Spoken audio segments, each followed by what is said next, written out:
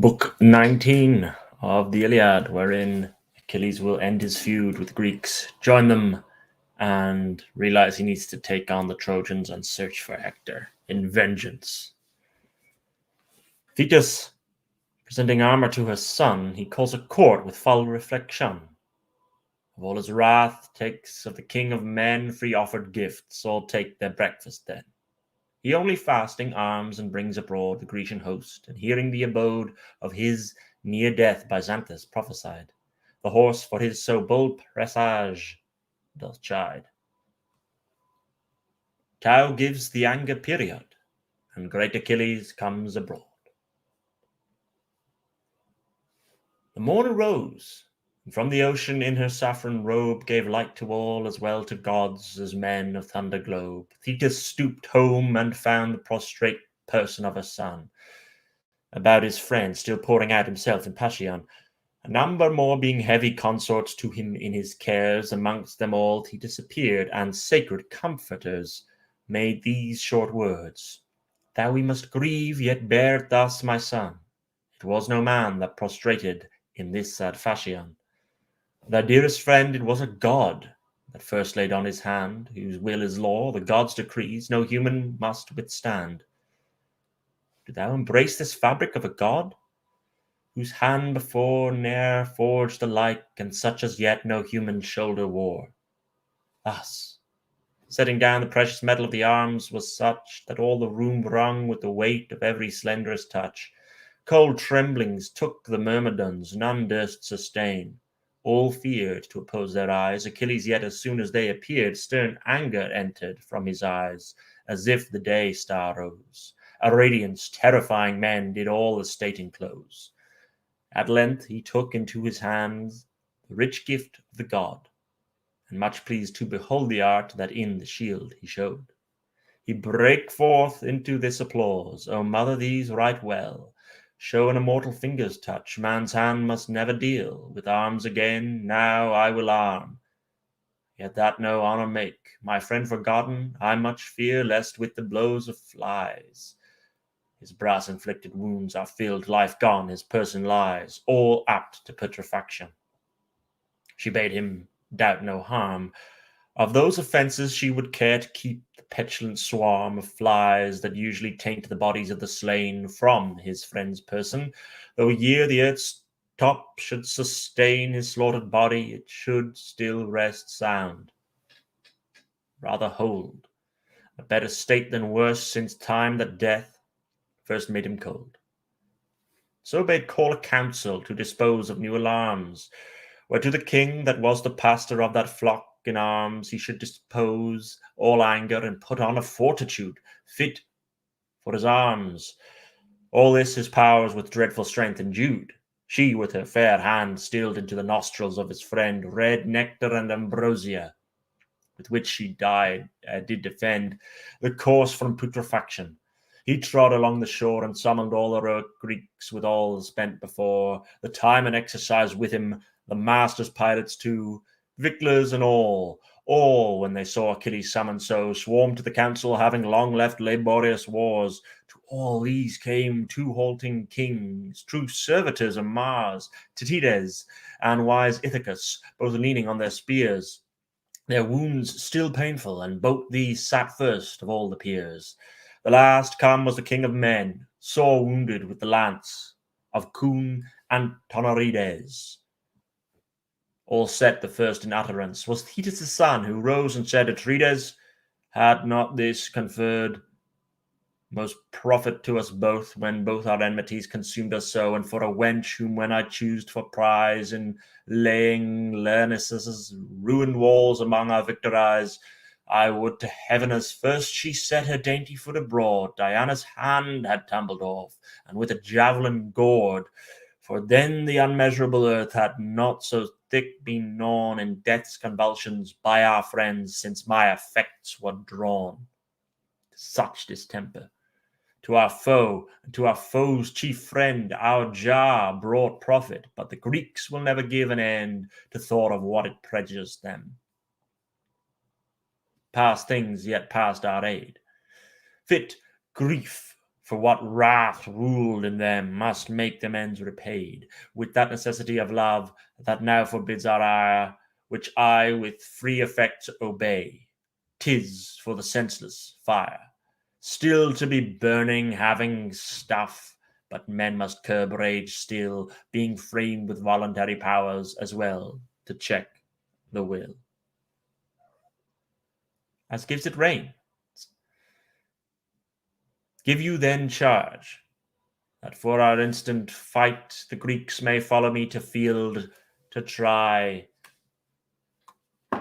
if still the night will bear our Trojans at our ships. I hope there is someone amongst their chief encouragers will thank me to be gone, and bring his heart down to his knees in that submission.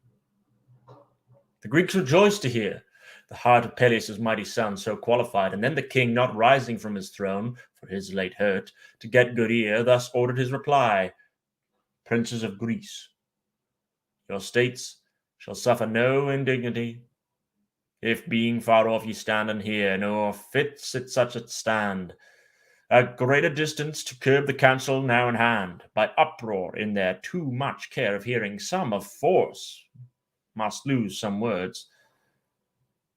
For hard it is in such great concourse through the hearer's ears be ne'er so sharp to touch at all things spoke, and in assemblies of such thrust how can a man provoke fit power to hear, or leave to speak? Best auditors may there lose fittest words, and the most vocal orator fit ear.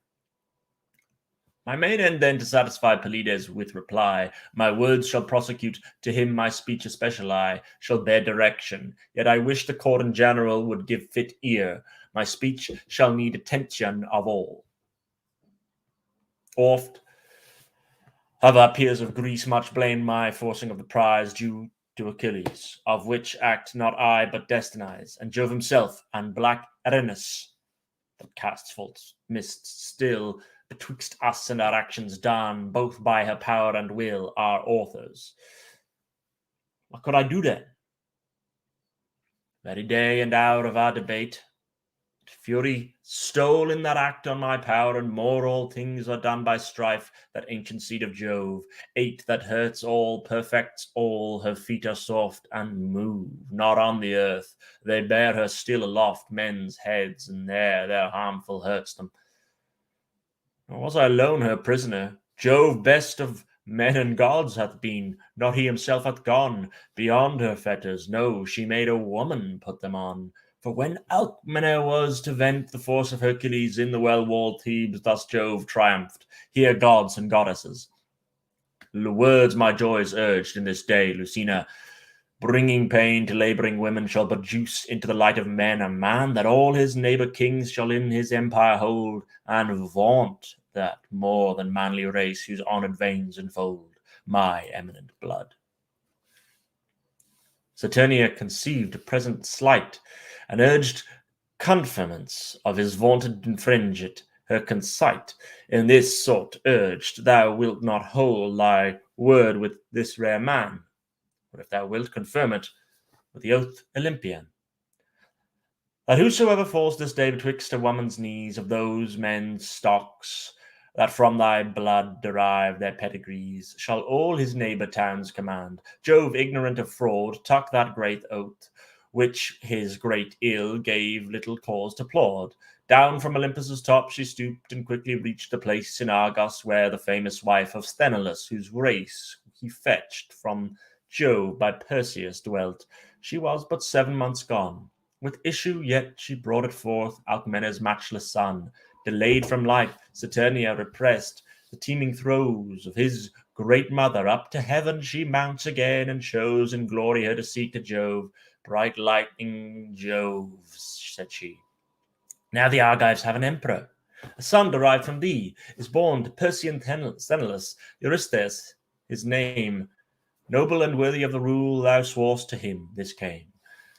Close to the heart of Jupiter, and 8 that had wrought this anger by Saturnia, by her bright hair he caught, held down her hand, and over her made this infallible vow, that never to cope of stars should reascend that brow, being so infortunate to all. Thus swinging her about, he cast her from the fiery heaven, who ever since thrust out her forked sting in the affairs of men. Jove ever since did grieve, since his dear issue Hercules did by his vow achieve the unjust toils of Eurystheus. Thus fares it now with me, since under Hector's violence the Grecian progeny fell so unfitly by my spleen, whose falls will ever stick in my grieved thoughts, my weakness yet Saturnius making sick. The state my mind held now recurred, the amends shall make even weight with my offence. And therefore rouse thy spirits to the fight, with all thy forces, all the gifts proposed thee at thy tent. Last day by royal Ithacus my officers shall present, and if it like thee, strike no stroke, though never so on thorns. Thy mind stands to thy friends' revenge, till my command adorns thy tents. Coffers with such gifts as well may let thee know how much I wished with thee satisfied. He answered, let thy vow, renowned Atrides, at thy will be kept, as justice would, or keep thy gifts. 'Tis all in thee. The counsel now we hold is for repairing our main field with all our fortitude. My fair show made brooks no retreat, nor must delays delude our deeds expectants. Yet undone the great work is, all eyes must see Achilles in first fight, depeopling enemies, as well as counselled it in court, that every man set on may choose his man to imitate, may exercise upon. Ulysses answered, and do not yet, thou man made like the gods, take fasting men to field. Suppose that whatsoever odds it brings against them with full men, thy boundless eminence can amply answer, yet refrain to tempt to violence. The conflict wearing out our men was late, held as long, wherein though most Jove stood for Troy, he yet made our part strong to bear that most. But 'twas to bear that breeds little heart. Let wine and bread then add to it, thy help the twofold part, soul and body in a man, both force and fortitude. All day men cannot fight and fast, though never so endued with minds to fight, for that suppose there lurks yet secretly thirst hunger in the oppressed joints, which no mood can supply. They take away a marcher's knees, men's bodies thoroughly fed. Their minds share with them in their strength, and all day combated. One stirs not till you call off all, dismiss them then to meet, and let the treatise tender here in sight of all this seat. The gifts he promised. Let him swear before us all, and rise to that oath, that he never touched in any wanton wise the lady he enforced. Besides that he remains in mind as chastely satisfied, not touched or privily inclined with future vantages, and last, 'tis fit he should approve all these rites at a solemn feast in honour of your love, that so you take no mangled law for merits absolute, and thus the honours you receive in resolving the pursuit of your friend's quarrel, we will quit your sorrow for your friend, and thou, Atrides, in the taste of so severe an end, hereafter may on others hold a juster government. Nor will it aught impair a king to give a sound content to any subject soundly wronged. I joy, the king replied. O Laertiades, to hear thy liberal counselling, in which is all decorum kept, nor any point lacks touch, that might be thought on to conclude a reconcilement such as fits example and us too. My mind yet makes me swear, not your impulsion, and that mind shall rest so kind and clear, that I will not forswear to God. Let then, Achilles, stay, though never so inflamed for fight, and all men here I pray to stay, till from my tents these gifts be brought here, and the truce at all parts finished before all, and thou of all I choose, divine Ulysses. Command to choose of all your host youths of most honour to present to him we honour most the gifts we late vowed, and the dames, mean space about our tents, Talthybius shall provide a boar to crown these kind events, with thankful sacrifice to Jove and to the god of light. Achilles answered, these affairs will show more requisite, great king of men, some other time, when our more free estates yield fit cessation from the war, and when my spleen abates. But now to all our shames besides, our friends by Hector slain, and Jove to friend lie unfetched off. Haste then, and meet your men. Though I must still say in my command would lead them fasting forth, and all together feast at night. Meat will be something worth when stomachs have first made it way with venting infamy, and other sorrows late sustained with long fore, reeks that lie heavy upon them for right's sake. Before which load be got, from off my stomach meat nor drink I vow shall down my throat. My friend being dead, who digged with wounds and bored through both his feet, lies in the entry of my tent, and in the tears doth fleet of his associates. Meat and drink have little merit then to comfort me, but blood and death and deadly groans of men. The great in councils yet made good his former counsels thus. O Peleus' son, of all the Greeks, by much most valorous, better and mightier than myself, no little with thy lance, I yield to thy worth. In wisdom, yet no less I dare advance my right above thee, since above in years and knowing more. Let then thy mind rest in thy words, we quickly shall have store, and all satiety of fight, whose steel heaps store of straw, and little corn upon a floor, when Jove that doth withdraw and join all battles once begins to incline his balances, in which he weighs the lives of men. The Greeks must. You must not press to mourning with the belly. Death hath naught to do with that. In healthful men that mourn for friends, his steel we stumble at and fall at. Every day you see sufficient store and fast. What hour is it that any breathes? We must not use more haste than speed holds fit for our revenge. Nor should we mourn too much. Who dead is must be buried. Men's patience shall be such that one day's moan should serve one man. The dead must end with death, and life last with the strengthens life. All those that held their breath, and death and fight the more should eat, that so they may supply their fellows that have stuck in field and fight incessantly. Let none expect reply to this, nor stay, for this shall stand or fall with some offence to him that looks for new command. Whoever in dislike holds back, all join then, all things fit, allowed for all, set on a charge, at all parts answering it.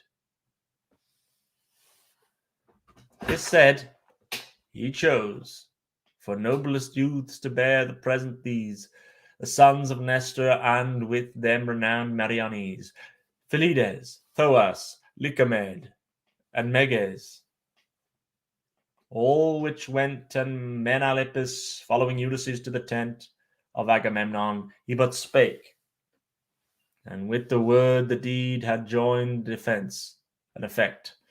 The fitness well was answered in speed.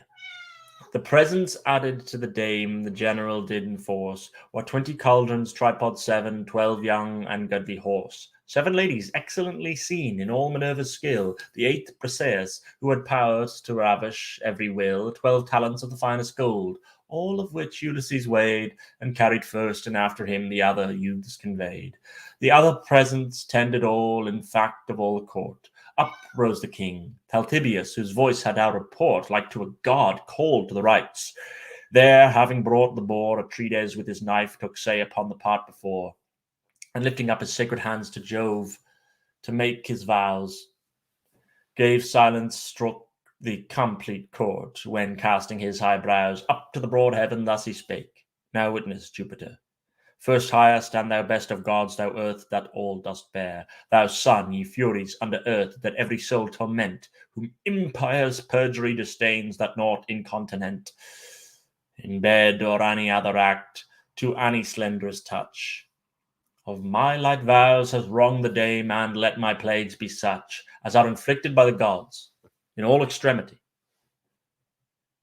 Of whomsoever perjured men, if godless perjury in least degree dishonour me. This said, the bristled throat of the submitted sacrifice with ruthless steel he cut, which straight into the hoary sea Talthybius cast to feed the sea-born nation. Then stood up half celestial seed of fair-haired Thetis, strengthening thus Atreides' innocence. O Father Jupiter, from thee descends the confluence of all men's ill. For now I see the mighty king of men at no hand forced away my prize, nor first inflamed my spleen, with any set ill in himself, but thou, the king of gods, incensed with Greece, made that the mean to all their periods, which now amend we as we may, and give all suffrages. To what wise Ithacus advised, take breakfasts and address for instant conflict. Thus he raised the court, and all took way. To several ships the Myrmidons the presents did convey, to Achilles' fleet, and in his tents disposed them, doing grace of seat in all rights to the dames, the horses put in place, with others of the Achilles. When, like love's golden queen, Briseis, all in ghastly wounds, had dead Patroclus seen, she fell about him, shrieking out, and with her white hands tore her hair, breasts, radiant cheeks, and drowned in warm tears, did deplore his cruel destiny. At length she gat power to express her violent passion, and thus spake this, like the goddesses. O good Patroclus, to my life the dearest grace it had, I, wretched dame, departing hence, enforced and dying sad, left thee alive when thou hadst cheer my poor captivity. And now returned I find thee dead, misery on misery. Ever increasing with my steps, the Lord to whom my sire and dearest mother gave my life in nuptials, his life's fire, I saw before our city gates extinguished, and his fate 3 of my worthy brothers lives. In one womb generate, fell all in that black day of death. And when Achilles' hand had slain all these, and razed the town Minetus did command, all cause of never-ending griefs presented, thou tookst all on thy endeavour to convert to joy as general, affirming he that hurt should heal, and thou wouldst take thy friend.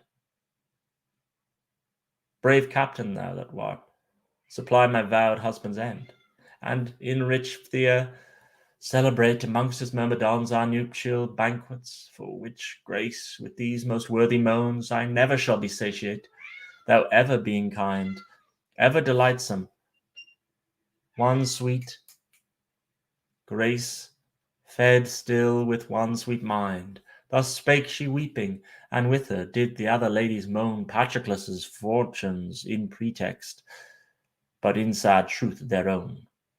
About the Achilles himself to the kings of Greece were placed, entreating him to food, and he entreated them as fast, still intermixing words and sighs, if any friend were there.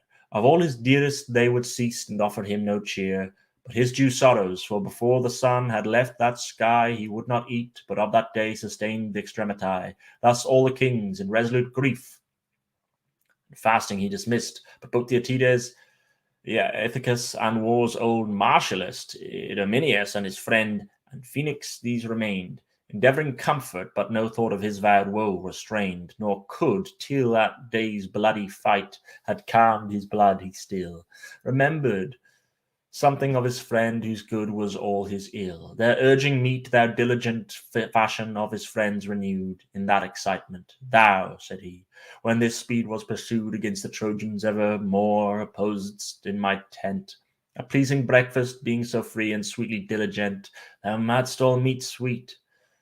Then the war was tearful to our foe, but now to me thy wounds so wound me, and thy overthrow, for which my ready food I fly, and on thy longings feed. Nothing could more afflict me, fame relating to the foul deed of my dear father's slaughter. Blood drawn from my soul's son's heart, no more could wound me, cursed man, that in this foreign part, for hateful Helen, my true love, my country, sire, and son, I thus should part with. Scyrus now gives education. O Neoptolemus, to thee of living yet, from whence I hoped, dear friend, thy longer life safely return from hence, and my life quitting thine, have power to ship him home, and show his eyes, young eyes, Phthia. Subjects court, my father being now dead, or most short-lived, troublous age oppressing him, and fear still of my death's news. These sad words he blew into the ear of every visitant, with sighs all echoed by the peers, remembering who they left at home. All whose so humane tears Jove pitied, and since they all would, in the good of one, be much revived, he thus bespake Minerva: Thetis' son, now daughter, thou hast quite forgot. Or was Achilles' care extinguished in thee, prostrated in most extreme ill fare? He lies before his high-sailed fleet for his dead friend. The rest are strengthening them with meat, but he lies desperately oppressed with heartless fasting. Go thy ways, and to his breast instill red nectar and ambrosia. That fast procure no ill to his near enterprise. This spur he added to the free, and like a harpy with a voice that shrieks so dreadfully, and feathers that like needles prick, she stooped through all the stars amongst the Grecians, all whose tents were now filled with the wars.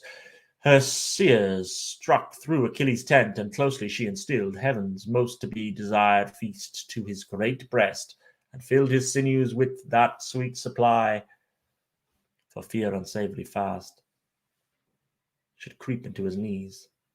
Herself the skies again enchased. The host set forth and poured his steel waves far out to the fleet, and as from air the frosty north wind blows a cold thick sleet that dazzles eyes, flakes after flakes incessantly descending, so thick helms, curates, ashen darts, and round shields never ending flowed from the navy's hollow womb. Their splendours gave heaven's eye. His beams again earth laughed to see her face so like the sky, arms shinned so hot, and she such clouds made with dust she cast. She thundered feet of men, and horse importuned her so fast. In midst of all divine Achilles, his fair person armed, his teeth gnashed as he stood, his eyes so full of fire they warmed, unsuffered grief and anger at the Trojans so combined. His greaves first used, his goodly currets on his bosom shined. His sword, his shield that cast a brightness from it like the moon, and as from sea sailors discern a harmful fire, let run by herdsmen's fault till all their stall flies up in wrestling flame, which being on hills is seen far off, but being alone none came. To give it quench at shore no neighbours, and at sea their friends driven off with tempests. Such a fire from his bright shield extends his ominous radiance, and in heaven impressed his fervent blaze. His crested helmet, grave and high, at next triumphant place on his curled head, and like a star it cast a spurry ray, about which a bright thickened bush of golden hair did play, which Vulcan forged him for his plume. Thus complete armed he tried, how fit they were, and if his motion could with ease abide their brave instruction, and so far they were from hindering it, that to it they were nimble wings, and made so light his spirit, that from the earth the princely captain they took up to air. Then from his armory he drew his lance, his father's spear, huge, weighty, firm, that not a Greek but he himself alone knew how to shake. It grew upon the mountain Pelion, from whose height Chiron hewed it for his sire, and fatal 'twas the great-souled men of Peleus and Pelion, surnamed Pelias. Then from the stable their bright horse Automedon withdraws, and Alcimus put poitrels on, and cast upon their jaws their bridles, hurling back their reins, and hung them on the seat. The fair scourge then Automedon takes up, and doth get to guide the horse. The fight's seat last Achilles took behind, who looked so armed as if the sun there fallen from the heaven had shined, and terribly thus charged his steeds. Xanthus and Balius, seed of the Harpy, in the charge ye undertake of us, discharge it not as when Patroclus he left dead in field, but when with blood for this day's fast observed revenge shall yield.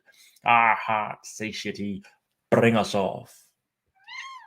Thus, since Achilles spake, as if his awed steeds understood, 'twas Juno's will to make vocal the palate of the one, who, shaking his fair head, which in his mane let fall to earth, he almost buried.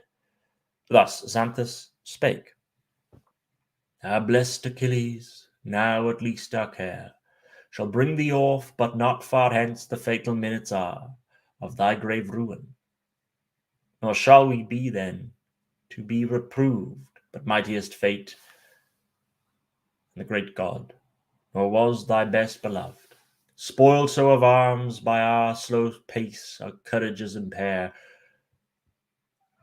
The best of gods, Latona's son, that wears the golden hair, gave him his death's wound, though the grace he gave to Hector's hand. We like the spirit of the west, that all spirits can command, for power of wing could run him off, but thou thyself must go, so fate ordains. God and a man must give thee overthrow. This said, the Furies stopped his voice.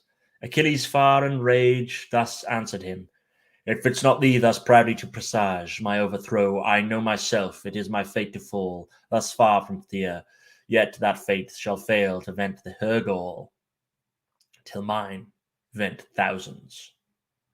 These words used, he fell to horrid deeds, gave dreadful signal, and forthright made fly his one-hoofed steeds.